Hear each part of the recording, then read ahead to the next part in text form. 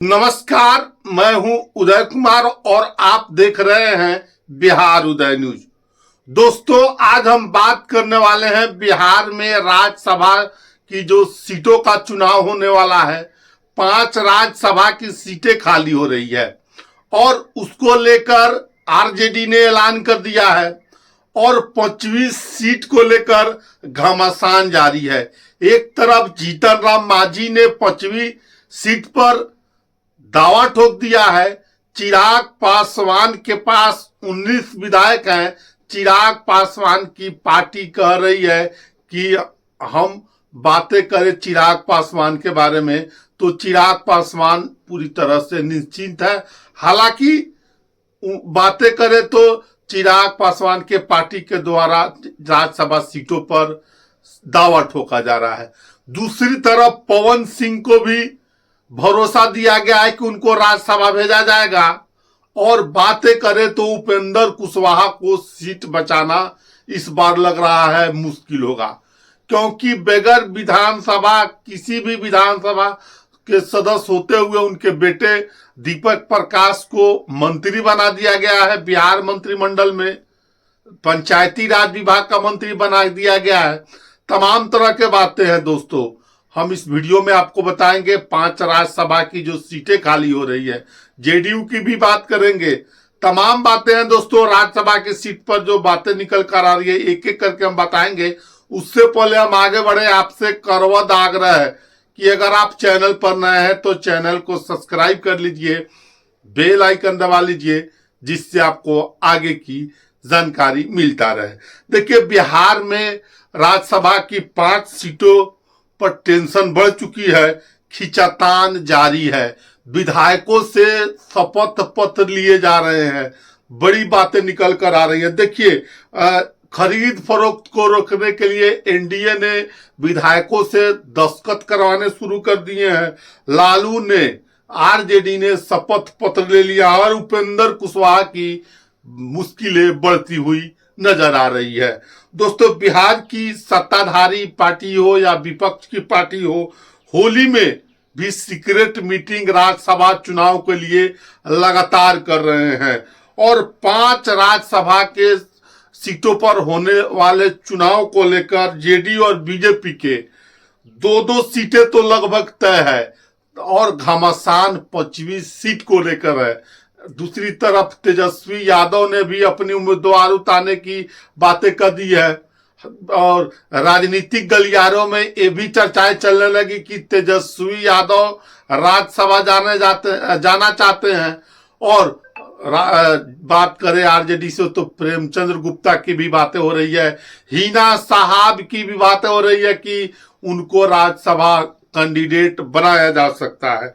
मौजूदा समय में 5वीं जो सीट है उपेंद्र कुशवाहा के पास है और उपेंद्र कुशवाहा को बीजेपी ने पार्टी विलय करने का ऑफर दिया है। विलय करिए और दिल्ली से पटना तक उपेंद्र कुशवाहा लगातार बैठकों का दौर शुरू कर रहे हैं और दौरा शुरू हो गया है पटना से दिल्ली को लेकर। देखिए, हालांकि इस बीच बड़ी खबरें भी आई कि उपेंद्र कुशवाहा को बीजेपी ने ऑफर दिया है, अपने पार्टी को विलय करिए। उधर राजद ने भी अपने कैंडिडेट उतारने का ऐलान कर दिया है 5वीं सीट को लेकर और लड़ाई को बड़ा ही दिलचस्प बना दिया है। और इस लड़ाई में क्या होगा ये तो समय के साथ आप सभी को मालूम होगा, लेकिन बता दें कि एनडीए अपने विधायकों को एकजुट रखने के लिए और विधायक को ही प्रस्तावक बना रही है कि एनडीए नहीं चाहता है कि उनके विधायक टूटे, इसलिए एनडीए के विधायकों के ही उनको प्रस्तावक बना रही है। बातें करें तो एनडीए के पास 202 विधायक है। संख्या के लिहाज से एनडीए 4 सीटें जीत सकती है। 5वीं सीट को लेकर ही घमासान शुरू है उपेंद्र कुशवाहा की सीट को लेकर। दूसरी तरफ चिराग पासवान भी इस सीट पर दावा कर रहे हैं। अब सवाल है, दूसरी तरफ पवन सिंह जो भोजपुरी के पावर स्टार माने जाते हैं, काराकाट से चुनाव लड़ा और काराकाट में उपेंद्र कुशवाहा को हरा दिया अब बाद में जब बिहार विधानसभा का चुनाव हुआ तो पवन सिंह ने भाजपा की बड़े स्टार कैंपेनर की भूमिका निभाई और राजपूत जाति से आते हैं, क्षत्रिय जाति से आते हैं, उनका वीडियो के माध्यम से सोशल मीडिया पर उनके बड़े फन फॉलोइंग है।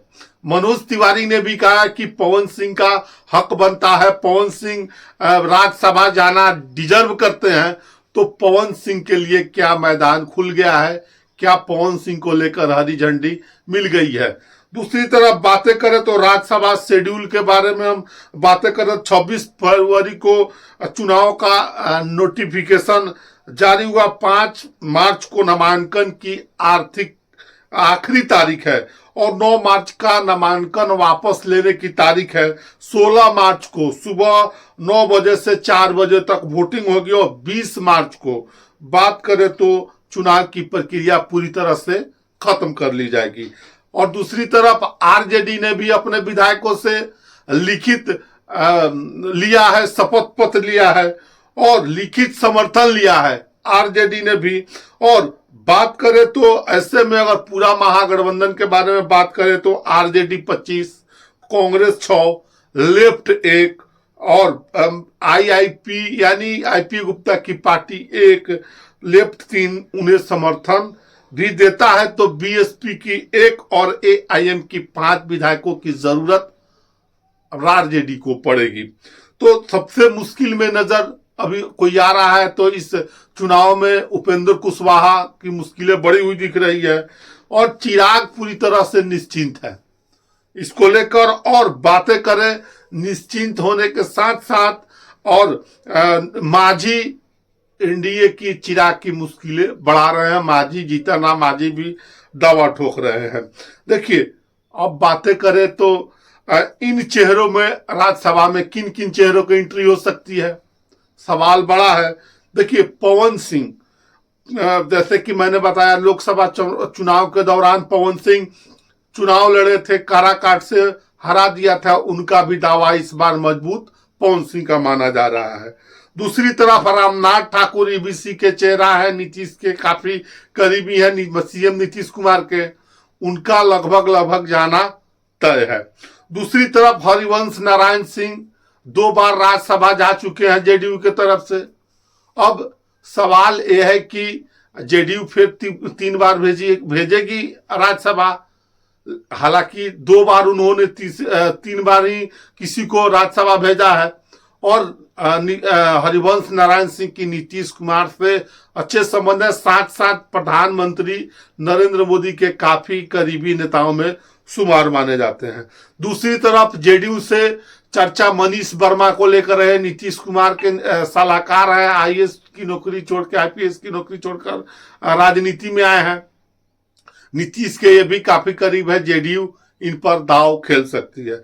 दूसरी तरफ चर्चाओं का बाजार एक और गर्म है कि संजय झा ललन सिंह ने निशांत कुमार से मुलाकात किया है और निशांत जो सीएम नीतीश के बेटे निशांत कुमार है उनको लगभग राज्यसभा जाने के लिए मना लिया है।